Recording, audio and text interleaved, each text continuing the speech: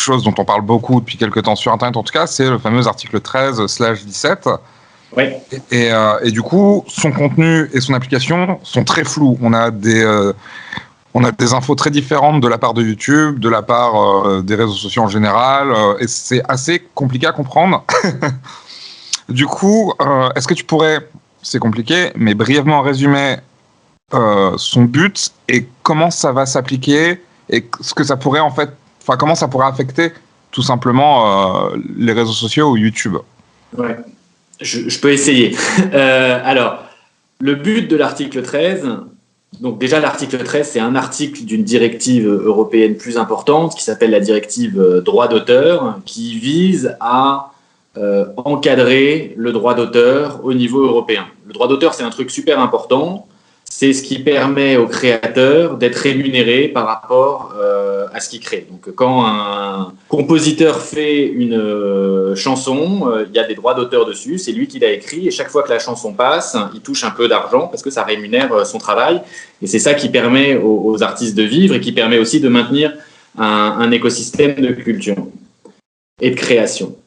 Ces droits d'auteur, c'est quelque chose qui existe depuis assez longtemps, et au niveau européen, il y avait une directive qui date, je ne sais plus exactement, des années 90, mais qui n'avait pas anticipé, c'est normal à l'époque, le fait qu'il y allait avoir Google, YouTube, même les réseaux sociaux, une nouvelle forme de création qui est la création sur Internet.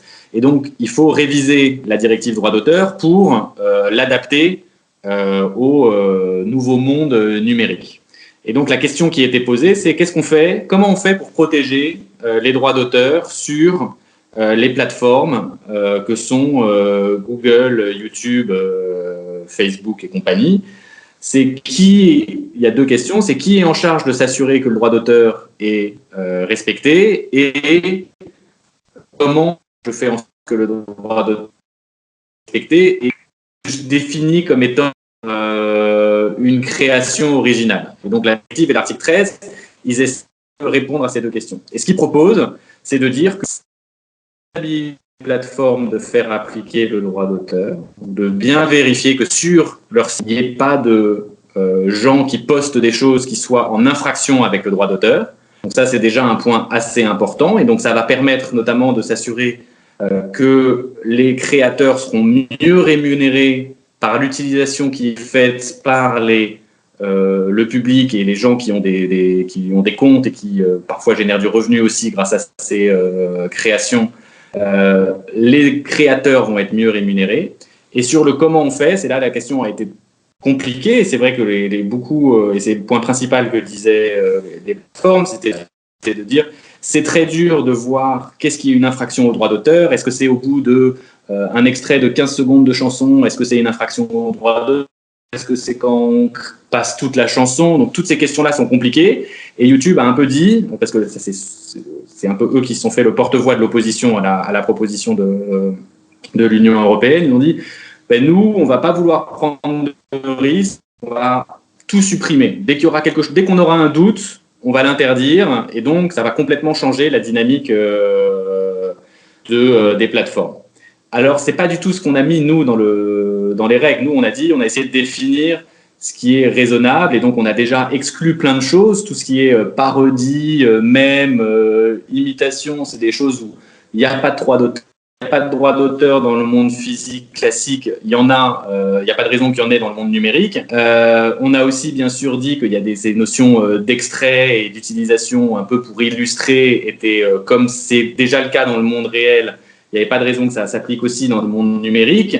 Donc on a mis tout un tas de contraintes, mais il reste tout un tas d'exceptions, on va dire, mais c'est vrai qu'il reste des questions qui se posent sur comment on va le faire appliquer concrètement. On a un peu de temps pour voir venir, mais je crois que ce qui est important dans cette directive-là, c'est le maintien des principes il faut qu'il y ait une rémunération des droits d'auteur dans le monde numérique. Il n'y a pas de raison que ce soit différent que dans le monde réel. On a un peu tendance à oublier que dans le monde réel, quand vous allez dans une boîte de nuit, la boîte de nuit, elle paie des droits de la musique qu'elle diffuse. Et donc sur YouTube, c'est assez normal que si vous voyez un film ou un extrait de film assez long, il faut pouvoir payer des droits à ceux qui ont créé ce film-là. Et c'est ça que fait l'article 13.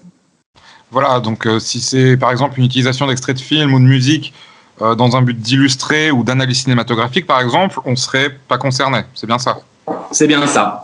Maintenant, il faut trouver, et ça va se faire au cas par cas, au fur et à mesure, et une fois que je pense qu'il y avait une certaine menace aussi de dire on va être très strict sur les droits d'auteur, mais tout le monde a intérêt à ce que ça se passe bien, et je pense que l'écosystème de rémunération des droits d'auteur qui n'existe pas encore trop aujourd'hui sur le numérique va exister de plus en plus. Il faut savoir que voilà, il y a des bases de droits d'auteur à laquelle on peut acheter des licences qui donnent accès à des droits à plein de choses. Ça, c'est pas encore très développé dans le domaine du numérique. Ça va se développer de plus en plus, par exemple.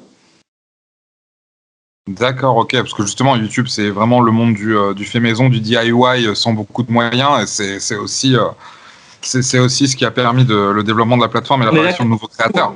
Et on veut encourager les nouveaux créateurs, et on n'interprète pas du tout le texte qui est sur la table aujourd'hui et qui va être normalement adopté définitivement. Il reste encore une dernière petite étape lundi, en tout cas à la mi-avril, et donc c'est pas du tout la volonté du législateur de casser ces choses-là.